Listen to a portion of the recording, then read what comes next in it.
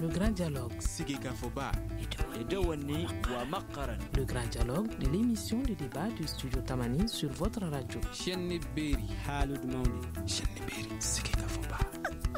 grand dialogue. L'accès aux services de santé au Mali reste toujours un défi. Bien que des mesures ont été prises, la situation stagne. Les populations éprouvent des difficultés à accéder aux soins de santé. Nos invités sur ce plateau, Mariam Diawara, porte-parole du collectif Santé pour tous Mali, Mamadou Sissoko de la Fédération malienne des associations des personnes handicapées, Madame Maïga Aminata Traoré, présidente de l'Association pour la protection des albinos, et Monsieur Malik Kounaté, citoyen. Je suis Fatmata Togola. Le grand dialogue. Bonsoir et bienvenue au grand dialogue. Les pannes fréquentes. Bonsoir et bienvenue au grand dialogue. Toutes nos excuses pour cet incident. Accès aux services de santé au Mali, la situation est détériorée selon plusieurs observateurs. Nous allons ouvrir le débat avec vous, Madame Diawara. Mais jusqu'à quel niveau cette situation elle est compliquée? Je vous remercie d'abord de nous donner l'opportunité de dire ce que nous pensons sur ce plateau. Le collectif Santé pour tous, justement, a été mis en place suite au constat de la catastrophe qui se passe dans nos structures de santé. Et quand vous me dites à quel niveau, moi je vous dirais jusqu'au bas de l'échelle à -0. Si, à -0, parce que la situation est vraiment catastrophique. Et quand vous dites qu'elle est catastrophique, pourquoi? La situation est catastrophique parce que d'abord, il y a un déficit à tous les niveaux dans les hôpitaux, un déficit managérial. Ceux qui sont là pour diriger les hôpitaux ne sont pas formés pour. C'est généralement des personnes qui sont là par affinité et autres, donc ils méconnaissent les b.a.-ba du fonctionnement d'un hôpital. Ensuite, il y a un déficit au niveau du matériel utilisé. Nous avons discuté hier justement avec le directeur de l'hôpital Gabriel Touré qui nous a expliqué que dans un hôpital de niveau 3 comme Gabriel Touré, il y a tout le matériel qui existe est un exemplaire unique. Ce qui fait que si un matériel tombe en panne, il y a des problèmes pour le remplacement et les malades sont pénalisés. Il y a un problème au niveau du personnel, parce que le personnel est mal formé et souvent très négligent. Et voilà. D'accord. Et vous, Monsieur Sissoko, qu'en dites-vous? Moi, je vais rejoindre Mme Diawara parce que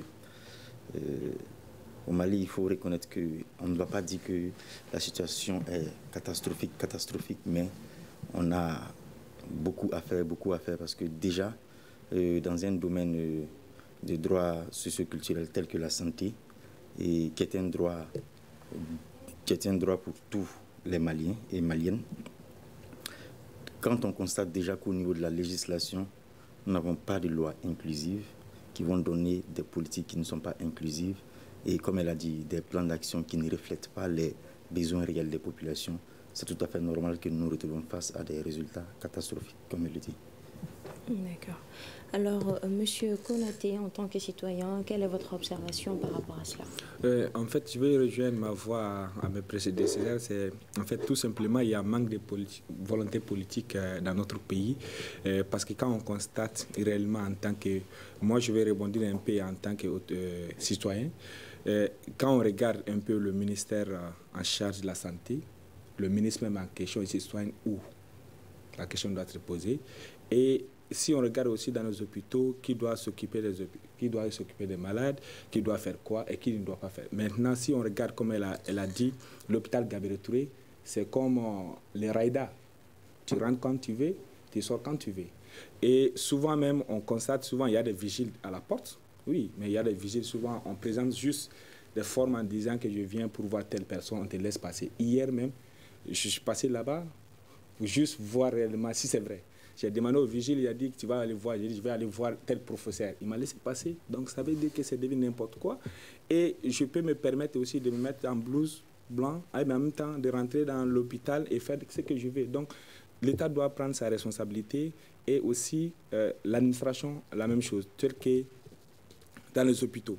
Parce que quand on est allé voir le directeur, lui, à son niveau, il est au courant. Bon, pratiquement, il est au courant de l'administration. Mais la gestion même, le fond même, le problème, est-ce qu'il est au courant? Donc, il doit s'impliquer davantage dans la gestion même de l'hôpital. C'est ce que je peux dire. D'accord. Alors, Madame Maïga, est-ce que vous rejoignez vos prédécesseurs concernant ces difficultés-là qui sont dans ce domaine? Oui, bonsoir à tous. Je les rejoins parce que je dirais aussi que l'État doit prendre ses responsabilités et mettre des mesures en place pour que les machines qui sont en exemplaire, une seule machine, ça, c'est pas du tout bon. Il faut prendre toujours des mesures pour que quand il y a des machines qui tombent en panne, qu'ils soient remplaçables, pour qu'il n'y ait pas de pénurie, que les malades ne soient pas mis, pour que les malades ne soient pas mis à côté parce qu'il y a problème de machine ou qu'il faut qu'il ait des moyens pour aller à l'extérieur pour pouvoir se faire soigner. Il faut que le gouvernement revoie cette politique-là pour qu'il ait les moyens, il donne les moyens aux hôpitaux pour pouvoir bien gérer la situation. D'accord.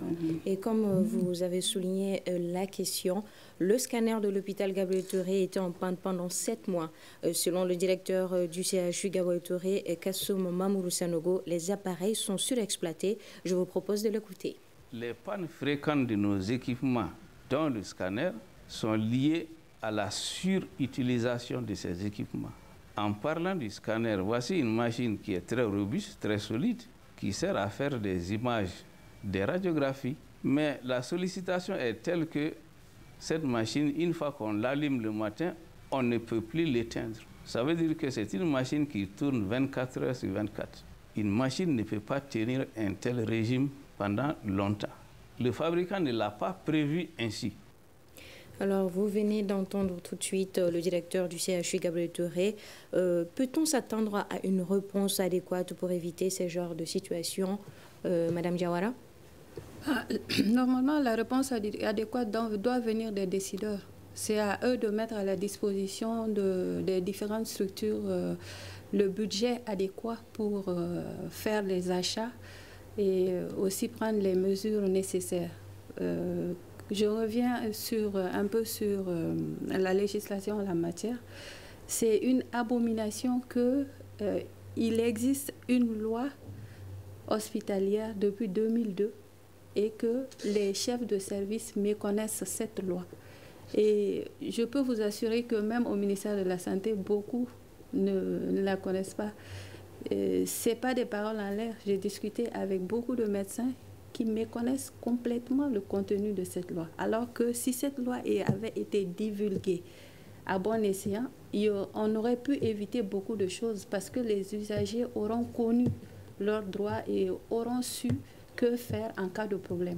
Mais qu'est-ce qui explique cette situation du fait que même les médecins eux-mêmes ne sont pas au courant de... Mais c'est une négligence parce que ce qu'il y a au Mali, c'est qu'il y a une maxime très connue. Nous avons tendance à copier le blanc. Nul n'est censé ignorer la loi. Donc, nul n'est censé ignorer la loi. Qu'est-ce que ça veut dire? Ça veut dire que dès que la loi elle est promulguée, publiée au journal officiel, tout le monde est supposé la connaître. Alors que ce n'est pas ça. Les gens ont autre chose à faire. Et vous ne pouvez pas promulguer une loi et ne pas mettre en place des mesures nécessaires d'accompagnement. Accompagnement, c'est-à-dire que je serais le ministre du département de la santé, j'aurais exigé à ce que tous les chefs de département, tous les directeurs soient quand même au courant de ce à quoi ils s'exposent quand il y a des abus dans les hôpitaux. Et il y a une charte des malades, il y a un arrêté qui prévoit une charte des malades et cette charte des malades normalement doit être exposée dans tous les services des hôpitaux et ça n'existe dans aucun hôpital au Mali si ce n'est au Sénos. Donc, à quoi ça sert finalement de prendre des mesures s'il n'y a rien derrière? Finalement, c'est de la négligence. Je pense qu'on s'amuse avec notre vie. D'accord. Alors, Madame Maïga, Madame Diawara nous parle de négligence. Êtes-vous du même point de vue qu'elle concernant cette situation, surtout sur la loi hospitalière? Bon, moi, je dirais aussi que... Bon, je la suis parce que oui, il y a la négligence, mais aussi, il faut aussi avoir investigation de tout le monde. Voilà, pour cette loi, je dirais aussi qu'il faut que le gouvernement instaure au moins tous les docteurs qui seront recrutés, qu'ils aient une formation sur ces lois-là pour qu'au moins ils puissent être au courant de ça et qu'ils l'adoptent aussi dans leur comportement et de tous les jours. Voilà. Et vous, M. Konaté? Moi, je pense qu'il y a une négligence quelque part. Quand elle parle qu'il y a une méconnaissance au niveau des médecins, il y a une négligence quelque part. Parce qu'en tant que chef, tu dois impliquer, tu dois imposer pour que les gens puissent aussi, au moins connaître davantage ce qu'ils doivent faire. En tant que ministre, tu ne peux pas rester dans ton bureau ou participer au conseil des ministres ou participer à des cérémonies pour faire des discours. Tu dois t'y rendre et voir éventuellement qu'est-ce qui se passe. Est-ce réellement ceux qui ont, c'est-à-dire qu'on a confiance ou on a confié des tâches, est-ce qu'ils existent, c'est-à-dire exécutent réellement ces tâches-là. Donc je pense que tout ce qu'on est en train de dire, c'est la négligence de l'État. Il faut que l'État s'implique. Parce qu'aujourd'hui, si on constate la Constitution, l'article 17 ou l'article 18, je pense que c'est l'article 17, dit que la santé, c'est un droit fondamental. Ici, c'est un droit fondamental. Et pourquoi tout cela? Et quand on regarde le scanner, quand on a signalé, ça fait près de 7 mois qu'il était en panne. Quelque chose qu'on pouvait réparer en un clin d'œil. C'est 3 millions, 4 millions de francs CFA. C'est-à-dire, bon, je ne vais pas dire on a bouffé, mais on a détourné combien de millions? Et pendant 7 mois, combien d'individus, c'est-à-dire qui ont subi ou qui ont été victimes de la panne de scanner? Donc, on doit mesurer. Donc, je pense qu'il doit y avoir sanction quelque part. La sanction doit venir d'où? C'est du ministère. Et ça doit aller où? C'est l'administration. Et l'administration, quand on est allé voir le directeur, le collectif Santé pour tous est allé voir le directeur quand on a regardé la vidéo. Ils disent qu'ils ont 3 500 millions de francs CFA, 3 milliards 500 millions de francs CFA. Mais les 3 milliards, ça sert au fonctionnement. Et 500 millions, c'est juste le fonctionnement, l'achat des autres, que ça ne peut pas acheter un scanner. Mais pourquoi ils n'ont pas demandé, pourquoi ils n'ont pas communiqué? C'est ça le problème. Les 500 millions de francs CFA, s'ils avaient, c'est-à-dire au moins réparer le scanner et ensuite demander ou avoir un communiqué en disant, nous, au niveau de notre hôpital, on a besoin de ça, on a manque de ça. Parce que l'État est en train de gaspiller nos ressources. Parce que je me permets de dire nos ressources, parce que c'est nos impôts et nos taxes. Donc, on ne peut pas comprendre dans un pays sérieux, comme on le dit, dans un pays de droit, qu'on laisse des citoyens dans cette situation pénible et aller prendre nos avions, c'est-à-dire des avions pour aller ailleurs. Parce que les ministres, je commence d'abord par le ministère de la Santé, je répète encore, ils se soignent où? En tant que professeur, en tant que docteur. Et le président de la République, qui est le garant même de la Constitution, qui doit, c'est-à-dire être là pour le bien-être de la population, lui aussi se soigne où? Chaque fois on le voit. Il prend ses avions, il part, c'est-à-dire dans les autres pays, en France et ailleurs, pour se soigner et laisser les citoyens. Donc je pense que c'est à nous citoyens en tant que, en tant que citoyens du pays de prendre des soins et choisir ce qu'il a à choisir. D'accord. Monsieur Sissoko, qu'avez-vous à ajouter à ces propos? D'abord, avant d'arriver sur la loi, je vais réagir au niveau du cas du scanner. Oui, allez-y. C'est inconcevable de recevoir des réponses comme ça en tant que citoyen. Le Gabriel Touré n'est pas une clinique privée où le gérant rend compte au conseil d'administration. C'est un hôpital qui doit garantir la santé des Maliens. Et avoir ces réponses, c'est vraiment décevant parce que là, il faut comprendre que, comme il a dit, c'est la santé qui est à garantir. C'est l'État. On parle d'un État, on ne parle pas d'un privé qui dira que... C'est même honteux de dire qu'on n'a pas les moyens pour réparer le scanner. Que le scanner s'allume toute la journée. Non, ce n'est pas possible. S'il y a surutilisation, tout ça, la faute revient à l'État. C'est à eux de savoir que le scanner qu'on utilisait il y a 10 ans, aujourd'hui on ne peut pas l'utiliser comme ça, tout simplement parce qu'on tient compte du taux de démographie.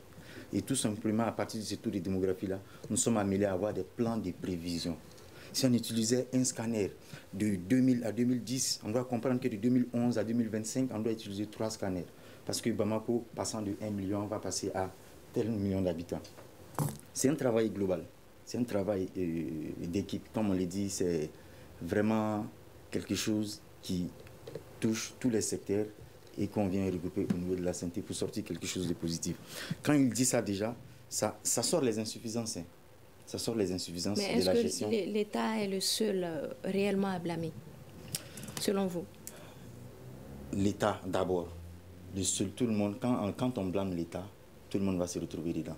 Quand on blâme l'État, non seulement les gestionnaires du service de santé vont se retrouver dedans, mais ce domaine de la santé aussi, qui est géré par d'autres institutions de l'État. Vous comprenez un peu? Et à commencer même par la primature, à commencer par l'Assemblée nationale, à commencer par le Conseil économique et social. On va les toucher tous parce qu'ils travaillent en lien pour le bien-être et la garantie de la santé des Maliens. C'est ce qu'il faut comprendre. Et aussi aller au-delà. Pourquoi les bailleurs qui investissent dans la santé ne sortent pas des indicateurs qui leur permettent d'être sûrs que nos hôpitaux sont équipés des équipements, de matériel et équipements adéquats et de manière durable? C'est plein de questions que nous nous posons. Mais le premier responsable à garantir la santé des Maliens, c'est l'État malien à travers le ministère de la Santé. Donc il est le premier responsable. Maintenant, en ce qui concerne la loi, on peut trouver beaucoup d'arguments. Valables ou pas, d'autres sont subjectifs, d'autres sont objectifs, on dira ceci, on dira cela.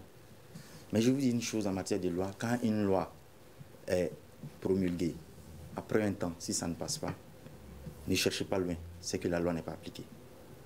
Quand on applique la loi, même celui qui ignore que la loi existe, par l'application, il saura qu'elle existe. Il va chercher à voir la loi, il va s'informer sur la loi. Et à la fin même, il peut même maîtriser la loi que celui qui l'a conçue. Donc au niveau de la loi n'est pas appliquée. Hein? Elle n'est pas disséminée. Et voilà. D'accord. Alors, Monsieur Konaté, vous avez mentionné des chiffres de financement. Est-ce que sur le plan financier, avez-vous une idée de la somme allouée à ce secteur-là? Bon, en fait, le Gabriel Touré, ce que je peux dire pour l'instant, c'est l'hôpital Gabriel Touré. Ça n'intéresse que c'est que dans l'interview du directeur Kassim Sanogo, il a dit qu'ils ont 3 milliards 500 millions de francs CFA. Les 3 milliards, ça c'est le budget de fonctionnement, les salaires et autres. Et 500 millions de francs CFA, ça c'est alloué c'est-à-dire aux trucs consommables, l'eau, les bics et autres là, c'est-à-dire les Kleenex, etc. Donc je pense qu'aujourd'hui, tel que lui, ce qu'il nous a dit, les 500 millions ne peuvent pas réparer les machines.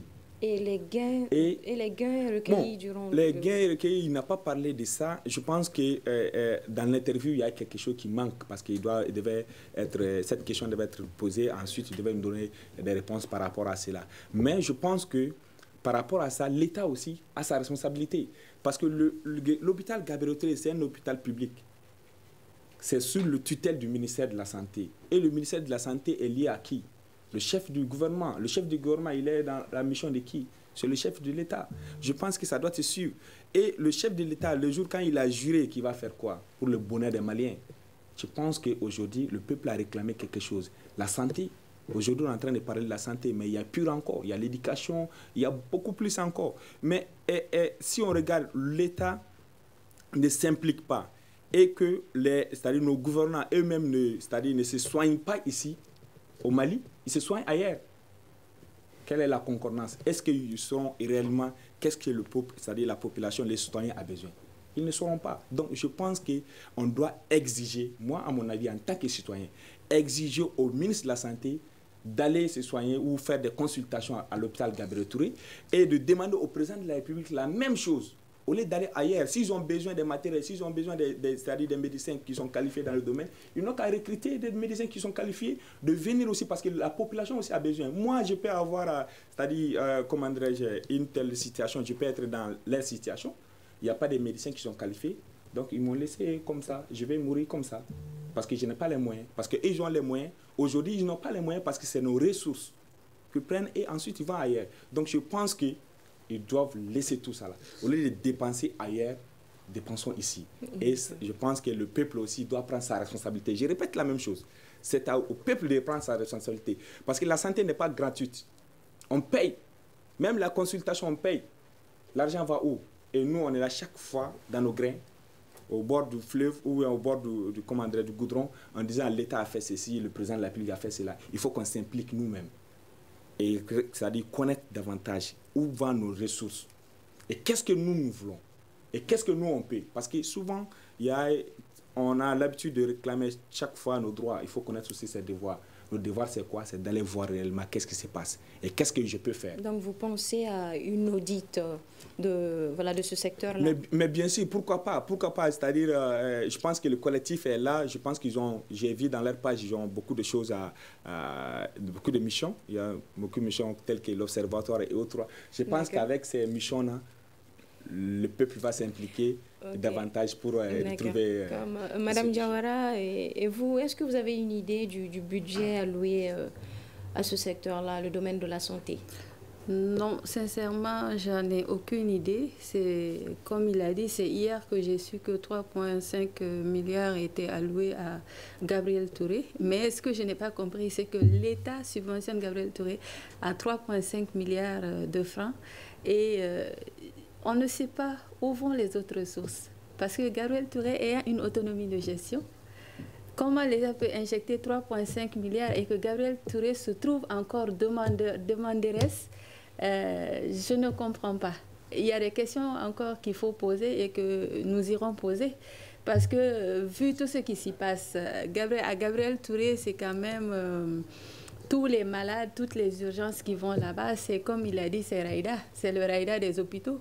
Et le Raïda des hôpitaux ne peut pas être déficitaire. D'où, quand j'ai parlé de problème de gestion, parce qu'il y a quand même un problème de gestion dans ces hôpitaux. Les 3 hôpitaux du Mali ont une autonomie de gestion. Mais l'État injecte quand même de l'argent dedans. Mais où vont les recettes?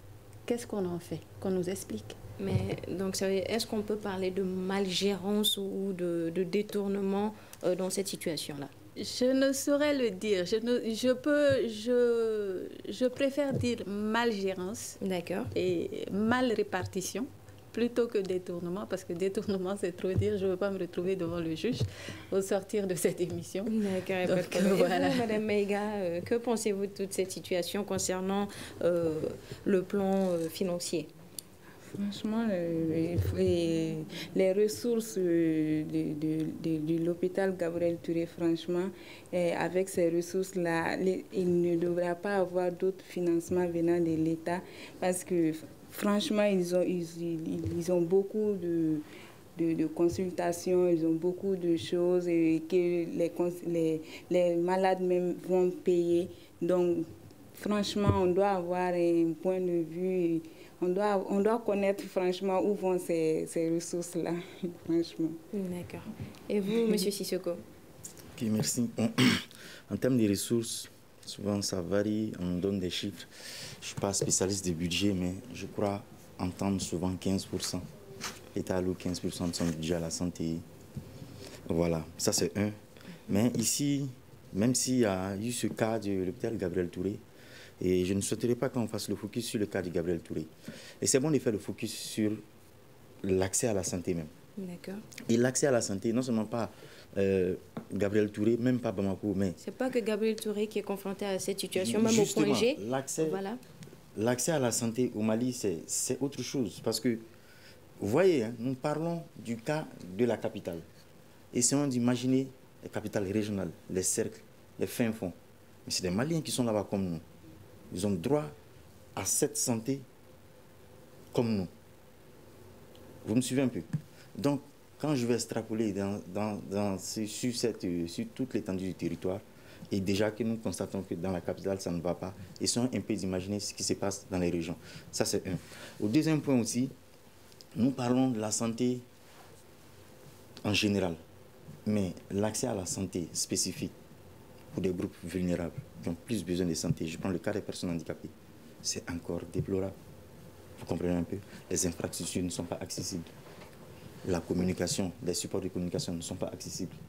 Les centres de santé ne sont pas disponibles, proches de la population, des personnes à mobilité réduite. On a tous ces grands problèmes qui viennent. Je vous prends le cas, par exemple, je vais en SSR, santé sexuelle de reproduction. Vous savez, une femme handicapée physique, quand elle doit accoucher, c'est vraiment pénible à voir. Tout simplement parce que les tables gynécologiques, à une hauteur, elle ne peut pas monter seule, descendre seule pendant son travail.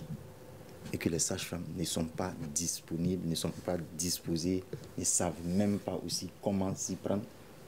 on a des pertes en vies humaines, des mères et d'enfants. Juste pendant un plaidoyer que nous avons fait auprès d'une organisation qu'on ne va pas citer le nom parce que nous sommes sur le plateau, on a eu 6 tables gynécologiques qui ont été mises à la disposition des 6 CCRF du district de Bamako et les CSCOM et hors de Bamako. Qu'est-ce qui se passe? Tout ça, c'est vraiment déplorable. Mais ce qu'il y a, je reviens sur ce que monsieur avait dit, c'est monsieur Konaté, non? Oui. Il faut tenir compte de la répartition des ressources. Dans les objectifs du développement durable, qu'on appelle les ODD, de l'agenda 2030 des Nations Unies, il est dit, dans l'objectif 3 qui concerne la santé, il est dit d'accroître le budget alloué à la santé, de recruter du personnel, de le former et de le maintenir de manière durable afin que toutes les populations aient accès à la santé sur la base de l'égalité avec les autres. Vous comprenez un peu? Et dans cette optique de cet agenda-là, il faut comprendre que tous les agences onusiennes, tous les bailleurs de la santé, ils sont prêts à injecter de l'argent dans ce sens-là. Mais pourquoi ces ressources sont gérées autrement, on ne comprend pas. C'est parce que nous, on ne s'intéresse pas à la chose comme il le dit. La société civile doit vraiment s'élever. Je salue et j'encourage vraiment la présence de ce collectif-là. Et je suis même prêt à les promouvoir, qu'ils aient plus de voix diversifiées pour amplifier cette voix-là. Parce que c'est la société civile qui doit jouer son rôle à ce niveau. Ça, c'est un. Et de deux, encore, je vous apprends que même au sein du personnel de la santé, il y a des mécontents. Parce que si vous suivez la journée, aujourd'hui, vous allez voir qu'au niveau de l'ordre des médecins, même, il y a une dissidence. Il veut changer les choses, qui est en train de bousculer les choses. Et je pense que nous devons être informés de toutes ces actions. On fait une synergie pour vraiment ramener la santé au Mali comme il le faut. Mais est-ce qu'on n'oublie pas les collectivités? On n'oublie pas les collectivités parce que les collectivités aussi, ils ont un lien avec l'État central qui n'est pas aussi très clair. Est-ce qu'on a déconcentré, on a déconcentré les services, mais est-ce qu'on a déconcentré les ressources? Il y a ce problème aussi qu'il faut trancher entre les collectivités et l'État central. Vous voyez, est-ce que ces collectivités-là sont suffisamment, ont les capacités? Est-ce qu'en déconcentrant, on a donné à ces collectivités les capacités qu'il faut de pouvoir gérer de manière locale la santé comme elles doivent être gérées au niveau central? Il y a toutes ces questions aussi qui viennent. Vous voyez un peu? Donc, je pense que quand la société civile fera un bond sur ce problème, à partir de là-bas, on va sortir toutes les solutions qu'il faut. D'accord. Madame Diawara, qu'avez-vous à répondre à cela concernant les collectivités? Concernant les collectivités, nous nous posons beaucoup de questions. Comme Malik l'a dit, comme lui aussi l'a dit, nous nous posons beaucoup de questions parce que est-ce qu'elles ont les ressources nécessaires? C'est bien bon de dire que voilà, les collectivités doivent faire ci, doivent faire ça, mais est-ce que les ressources y sont?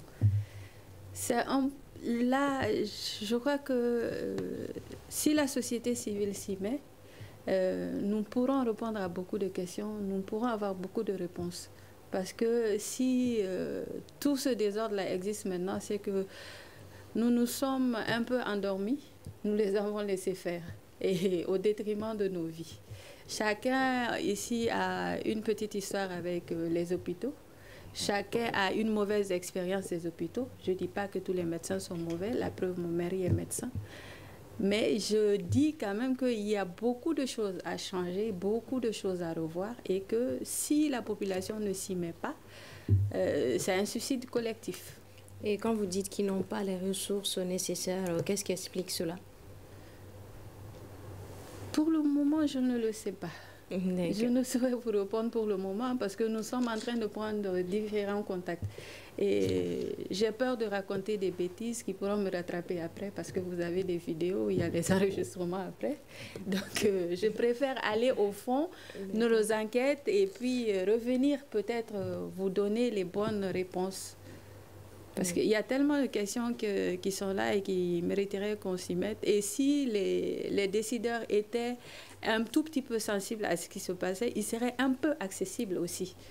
Parce que imaginez pour rencontrer le ministre de la Santé, quelle acrobatie il faut faire pour uniquement rencontrer des citoyens maliens. Il est payé par nos impôts. Et pour le rencontrer, discuter avec lui, voir ce qui se passe, que ce soit le ministre ou n'importe quel décideur, il faut vraiment jongler, il faut faire... ce n'est pas normal. nous aussi, nous avons des droits et il est temps, nous allons nous lever pour réclamer nos droits. D'accord. Alors, Monsieur Konaté, oui, qu'avez-vous à nous dire concernant cette question? En fait, comme elle a dit actuellement, parce que nous ne sommes pas, je sais que je l'ai dit, en tant que citoyen, souvent on reste à la maison critiquer, mais on ne va pas directement à la source pour vérifier. Ça ne serait qu'hier qu'on a entendu le DG en expliquant la disparition des dons qui ont été offerts par la Russie, parce qu'ils sont déplacés pour aller voir le DG. Sinon, à la maison, nous pensons que c'était déjà. Maintenant, ce qu'il y a lieu de faire, c'est à nous, citoyens, de se lever et de connaître d'abord nos droits. Et ensuite, faire aussi nos devoirs, et on verra après. Maintenant, en ce qui concerne le budget qui sont alloués, mais c'est tout à fait normal, le budget est là. Même s'il y a d'autres choses, c'est-à-dire les ressources, les gains des hôpitaux, mais c'est tout à fait normal de les allouer des budgets. Si ça ne reste que, c'est-à-dire les salaires des employés. Mais le problème est qu'il n'y a pas de suivi, de contrôle. Il n'y en a pas. Si on regarde maintenant les 3 millions comme l'hôpital Gabriel Touré, aujourd'hui on parle de l'hôpital Gabriel Touré, bien vrai qu'il y a des difficultés dans les autres hôpitaux, mais on parle de l'hôpital Gabriel Touré parce que c'est le centre ou le noyau même des hôpitaux du Mali. Parce que c'est le plus, c'est-à-dire fréquenté, le plus, et ils peuvent avoir plus de visiteurs par rapport aux autres. Maintenant, s'il y a 3 500 000 francs CFA et que le DG nous explique en disant 3 milliards, ça c'est pour les salaires et autres, les 500 000 francs CFA, ça c'est la réparation, la construction des bâtiments et autres, on doit nous expliquer clairement, avec un budget détaillé, avec un suivi, c'est-à-dire les outils, en disant tel montant est rentré dans tel côté, tel montant est rentré dans tel côté, parce que c'est de nos ressources. Mais tant qu'il n'y a pas ça, chaque année, c'est ça aussi, on doit accuser nos élus. Et on doit accuser aussi les électeurs, nous les électeurs. Parce qu'on vote pour eux, parce qu'ils nous ont donné 2000 francs, 1000 francs pour voter pour eux. Et quand ils seront c'est-à-dire à l'Assemblée nationale, ils vont prendre les lois. C'est-à-dire, ça ne serait que le ministre les donne 1000 francs ou 1 million de francs CFA. Donc, ils vont voter. Mais il n'y aura pas de suivi. C'est eux qui doivent c'est-à-dire réellement suivre ces actions-là. Parce qu'ils votent les budgets nationaux chaque année et c'est à eux maintenant de vérifier et de rendre compte à la population. Mais maintenant, chacun a sa responsabilité. La population aussi doit s'élever parce qu'il faut aller vers l'information. L'information vient vers nous, mais il faut aller vers l'information et vérifier tel que le collectif Santé pour tous est en train de le faire. Et plus d'expérience dans son boulot, qu'il puisse mieux prendre en charge les malades. Je rejoins mon frère sur la santé inclusive, par exemple, et pour la prise en charge des personnes atteintes d'albinisme, la prise en charge du cancer de la peau. Par exemple, il n'y a pas de prise en charge pour ça au Mali ici. Et puis, on a une structure où quand il y a une personne atteinte d'albinisme qui a le cancer de la peau, il n'y a qu'une seule structure à Bamako où les malades doivent se diriger. Donc moi, j'interpelle en plus aussi les dirigeants qu'ils forment des pédiatres sur le domaine de l'albinisme et spécialisés dans la prise en charge du cancer de la peau. Parce que ceux qui sont éloignés dans les villages lointains, très loin de Bamako, et il faut des pédiatres là-bas aussi pour qu'ils puissent prévenir le cancer de la peau. Parce que quand le cancer atteint sa phase finale déjà, il n'y a plus de solution à ça. Donc, or que ça commence petit à petit et ça atteint la phase finale. Donc, quand il y a des médecins qui sont là-bas, les malades n'auront pas besoin de venir à Bamako pour se faire soigner. Mais quand vous dites formation, vous parlez de coaching, non? Voilà, après leur formation académique, ils auront. Moi, je pense qu'il faut ça aussi. D'accord. Voilà. Alors, Monsieur Sissoko, oui. Selon vous, qu'est-ce qu'il faut faire pour trouver une solution à cette situation? Pour trouver une solution à cette situation, il faut... La solution de cette situation, c'est le futur souhaité du Malien. Ce que nous voulons de la santé, ce qu'il faut pour nous, pour notre santé, c'est ça, le besoin du Malien. Le Malien en général, le Malien dans sa spécificité. Le Malien, personne handicapée, comme elle a dit. Le Malien, personne atteinte d'albinisme, qui est vulnérable face au soleil et qui peut contracter un cancer du peau. Le Malien, personne atteinte d'albinisme, qui naît avec une vision basse de 2 sur 10 et qui doit tout au long de sa vie porter des glaces pour mieux voir. Vous me suivez un peu? Le Malien qui est la femme rurale, comment il faut l'informer? Avec quel support, avec quelle méthode facilement on peut l'expliquer, le planning familial? Voici des groupes cibles qui forment des Maliens. Il faut savoir quels sont les besoins de ces personnes-là et les orienter vers la politique globale même de la santé, comme je vous l'ai dit, qui sont les objectifs du développement durable, et en faire une loi. C'est de ça que la loi doit s'inspirer. La loi doit s'inspirer du référentiel et des besoins des peuples dans leur diversité. Quand on a une loi bien concentrée contenant tout ça, on aura des politiques vraiment inclusives qui vont prendre en compte les besoins de tout ça. Et est-ce qu'on peut songer à des sanctions concernant les vols de médicaments dans les hôpitaux? Sanctions, je serais un peu bas. Sanctions parce que ça allait concerner le point que j'allais aborder avant que vous parliez. Sanctions, oui. La sanction fait partie de la régularité. Généralement, ici, on adopte des politiques, mais sans des politiques pour réguler ces politiques. Je veux donner des médicaments au Gabriel Touré. Ça fait partie de la politique. Vous me suivez un peu? Je veux savoir qui ont eu accès à ces médicaments-là. Ça amène à réguler cette politique pour éviter ces vols-là. Donc, sanctions, ça, c'est à la dernière phase. Mais il faut des politiques publiques. Il faut que ces politiques publiques soient régulées. Vous me suivez un peu? Soient aussi évaluées. Parce que c'est le manque d'évaluation qui a fait que nous sommes arrivés à un scanner gâté et on nous amène des arguments que c'est surutilisé. S'il y avait des évaluations à mi-parcours, on saurait que ce scanner ne pourrait plus nous servir jusqu'à une période et commander un autre. Vous voyez un peu? Donc il faut une loi inclusive, des politiques reflétant sur ces lois-là, réguler ces politiques-là, faire l'évaluation de tout ça. Et une chose est très importante, c'est que tout ça, il ne faut pas laisser dans la main de l'État. Mais il faut que dans tout ce processus de la conception, de la mise en œuvre, de l'exécution, du suivi et l'évaluation, il faut que toutes les forces vives participent.